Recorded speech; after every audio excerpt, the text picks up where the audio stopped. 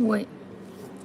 هنايا شفت يعني شنو الامراض اللي يقدر تكشفها هاد لاشينتيغرافي بالنسبه للناس اللي عندهم امراض كرونيك. يعني يا ربي، دي دولور كرونيك، يعني التهاب اللي هو عندك كل نهار. شنو هاد لاشينتيغرافي شنو تقدر تبين لنا؟ كيقول لك كسور صغيره ما كتبانش بالاشعه، الا كان شي كسر صغير في العظام وما كيقدرش يبان بالاشعه.